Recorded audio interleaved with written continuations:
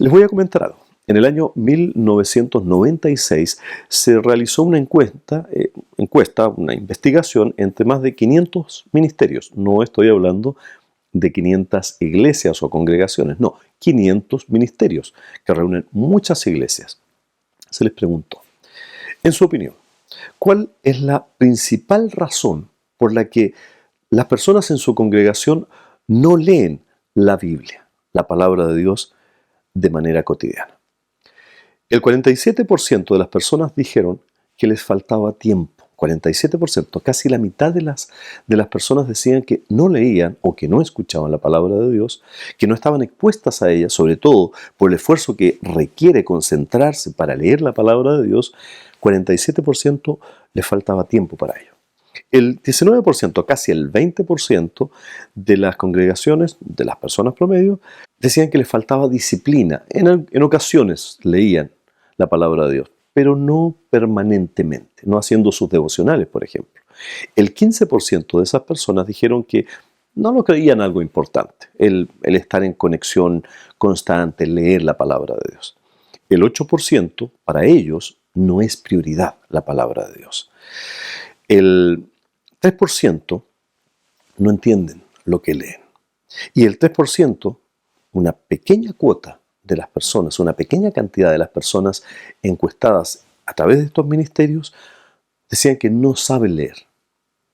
Entonces, la mayoría de las personas sí sabían leer, pero o no tenían tiempo, o les faltaba disciplina, o no lo creían importante, o no es prioridad para ellos. La menor cantidad de personas simplemente no sabía leer. Bueno, el 65% de los adultos que leen la Biblia, además, demostró esta encuesta, 65% de las personas adultas que se dicen creyentes, que leen la Biblia en alguna ocasión, ¿no es cierto? Quizás no siempre haciendo sus devocionales, pero la conocen. Sin embargo, dicen que jamás han leído todo el Nuevo Testamento completo. ¿Por qué es importante el Nuevo Testamento? Y evidentemente no estamos obviando el Antiguo Testamento. Estamos diciendo por qué es importante el Nuevo Testamento. Porque el Nuevo Testamento compila toda la enseñanza doctrinal que viene del Antiguo Testamento. De hecho, si ustedes van a Hechos 2:42, este maravilloso libro sobre los hechos del Espíritu Santo que guía a la iglesia primitiva, escrita por Lucas, encontrarán allí que la iglesia primitiva, de una manera cotidiana y permanente, está siendo expuesta permanentemente a la palabra de Dios. Dice que estaban aquellos primeros cristianos, esto aparece en el capítulo 2 de Hechos, es sumamente relevante. ¿Por qué razón? Porque ese es el día en que se cumple la promesa hecha por Cristo en el Evangelio de Juan en el capítulo 14. ¿Recuerdan ustedes? Llegará el Consolador y éste les recordará y les enseñará todas las cosas que yo les he dicho. Les dice Jesús a sus discípulos. El cumplimiento de esa promesa de Jesús se produce ¿cuándo? En el capítulo 2 de Hechos, la llegada del Espíritu Santo, el día de Pentecostés. Y a partir de allí, dice el texto de la palabra de Dios, que estos primeros cristianos perseveraban en la doctrina de los apóstoles, en las oraciones, en la comunión, en el partimiento del pan. ¿Cuál es la doctrina de los apóstoles? ¿De dónde surge la doctrina de los apóstoles? Surge de las enseñanzas dadas por Jesús a los apóstoles. ¿Y de dónde surgen las enseñanzas dadas por Jesús a sus apóstoles que ellos posteriormente las escriben y que de ahí surge y tenemos el Nuevo Testamento? Bueno, Jesús abre el Antiguo Testamento y muestra a sus discípulos allí, a los apóstoles, a los autores del Nuevo Testamento, en el Antiguo Testamento a la misma persona de Cristo. Por lo tanto, la doctrina de los apóstoles es aquella doctrina enseñada por el Señor Jesús que tenía como su base el Antiguo Testamento, que era la Biblia de Jesús, la Biblia de los primeros cristianos. Por lo tanto, todo está compilado allí en el Nuevo Testamento. No dejamos de lado, no es menos importante el Antiguo Testamento, pero nos permite conocer al Señor Jesús, el Nuevo Testamento, basado en el Antiguo Testamento.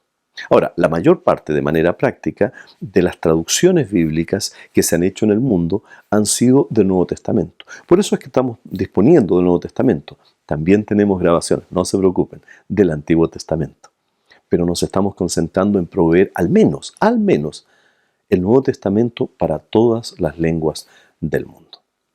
Ahora, por último, hemos conectado la realidad del conocimiento de la palabra de Dios en las iglesias, hemos conectado la realidad de ser culturas orales. Ahora quisiera conectar algo más. He hablado también de iglesias normales, de iglesias promedias, de congregaciones que todos nosotros formamos parte o de alguna manera estamos en contacto, o somos pastores o somos líderes, y este entrenamiento sobre todo, y es la introducción que estoy dando, espero que les sirva a cada uno de ustedes para poder implementar programas de audición en sus propias congregaciones, con vecinos, con amigos, visitando las cárceles, por ejemplo, hospitales, etcétera, etcétera. Bueno, volvamos a pensar en las iglesias normales, los cristianos normales, promedios.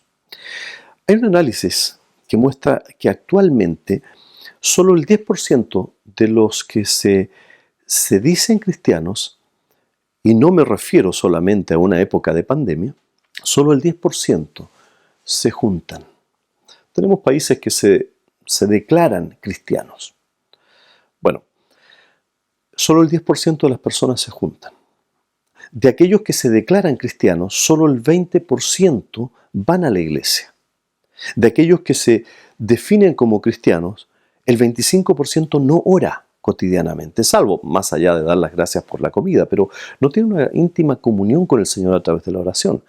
El 35% de aquellos que se dicen cristianos no leen la Biblia cotidianamente. El 40% de los cristianos no contribuyen en su iglesia, y me refiero a contribuir no solamente financieramente, sino con responsabilidades, con servicio en el ministerio, de distintas maneras, ¿no? Incluso como laicos también, de muchas formas. Pero el 60% de los que se dicen cristianos ni siquiera ofrendan para misiones.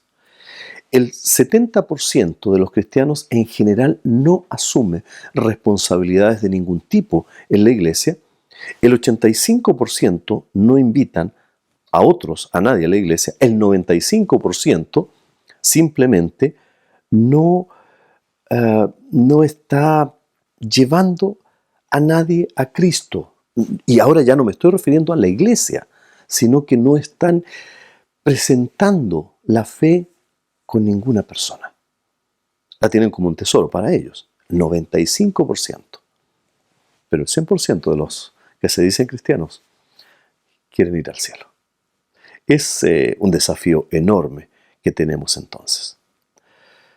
Eso nos lleva a la siguiente pregunta. ¿Quién necesita la Biblia? Es lo que vamos a responder en el próximo segmento.